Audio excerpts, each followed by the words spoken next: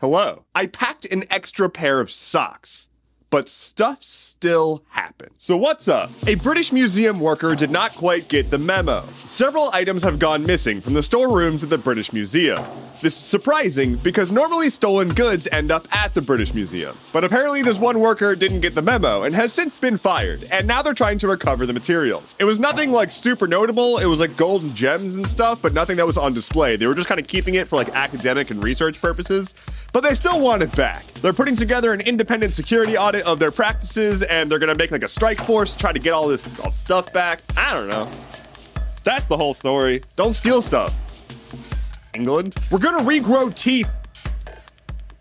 You thought you had teeth, but now you're gonna have teeth. I'm a silly boy this morning, I'm sorry. Researchers at the University of Washington School of Medicine have discovered a way to potentially regrow human teeth, which is wackadoo. Using stem cells, which are like the cells that can become any other kind of cells, they were able to actually convert those into a type of cell that secretes like tooth enamel. Notably, those types of cells are not typically present in human adults. Once your teeth finish growing, they go away so that your teeth don't just keep growing. But if you've got tooth problems, then like you might want some of that good enamel stuff. And so grad student Amar Al-Ghadir published a paper saying, hey, yo, this is a good first step. To be clear, this is not happening tomorrow. It was like a proof of concept that they were able to take the stem cell and like make it into this other cell. Like they didn't know if they could do that at first, and they did. So this is not a new treatment that you can get right now. But in the world of dentistry, this could be a pretty cool step towards a new future where it's just like, oh, you got bad teeth?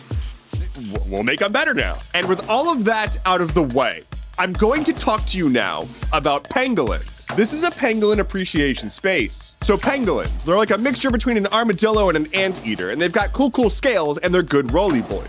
But they're also endangered because they are prime targets for poaching and trafficking. However, a little known global pandemic called COVID-19 gave us a rare opportunity to disrupt the pangolin trade. I am not making this up. An organization called the Wildlife Justice Commission has been working hard doing an undercover sting operation to attempt to topple the pangolin trade, the illegal pangolin trade. The pangolin smugglers. So pangolin traffickers were using normal-ass shipping containers to ship pangolin scales, right? But when COVID hit, it just sort of, stopped the global shipping industry for a bit. And so it got a lot harder to get space in a shipping container, and so they started to get a bit desperate. The Wildlife Justice Commission snuck in and posed as a buyer. They actually sent in a woman who went undercover. They specifically chose a woman because the hubris of these fucking traffickers, they were not as threatened by a woman as they would have been a man. This woman went in and was like, yeah, I'm trying to buy some scales. Let's talk about that. And these dudes just gave up everything. They were like, yeah, here's the scales that I have at this location. It didn't really happen that fast. It's been like a multi-year operation, but now 3 out of 4 of their targets are in jail, and the 4th is on the run, and they're actively closing in on him. One of my favorite parts of this story, aside from pangolins being very great, are the nicknames they gave to the traffickers. It's just the right level of disrespect. So they're going to name these guys, right? They gotta come up with code names.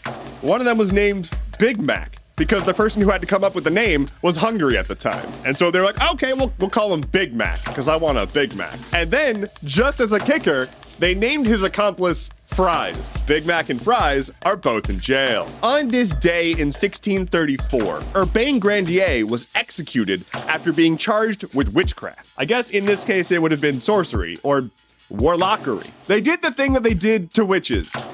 Dude was crispy. But how did we get here? How did he get charged with witchcraft?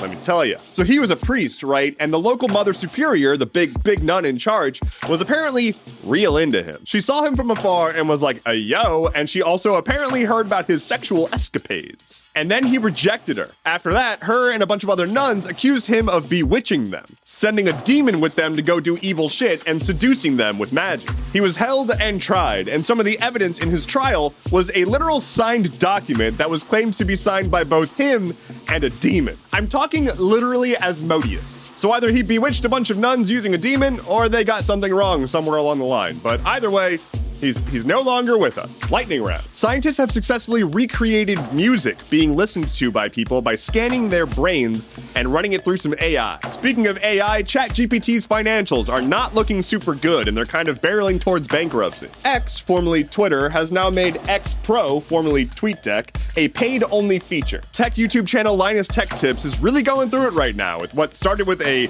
business scandal has now escalated into really shitty workplace allegations. right-wing extremists have doxed the people who were on the grand jury that indicted Trump in Georgia. And speaking of right-wing extremists, the CEO of Target said that they pulled their Pride merch this year because they were caving to the violence of right-wing extremists in their stores. And finally for today, a quick note. I'm going to be taking next week off from Stuff Keeps Happening, provisionally at least. I'm taking a new medication and it's got like a multi-week onboarding process, and I don't quite know what kind of side effects I'm going to be dealing with yet. So I'm gonna wait and see what happens. Bear with me, I'll still be around doing other stuff, but I'm not gonna be doing Stuff Keeps Happening until, the end of next week. I also have a new streaming schedule. I'll be streaming on my Twitch every Monday from 2 to 5 p.m., every Wednesday from 5 to 9 p.m., and every Saturday from 5 to 9 p.m. So Monday afternoons, Wednesday evenings, and Saturday evenings, I will see you there. Thank you so much for listening to today's episode of Stuff Keeps Happening. Head to stuffkeepshappening.online for sources, bonus content,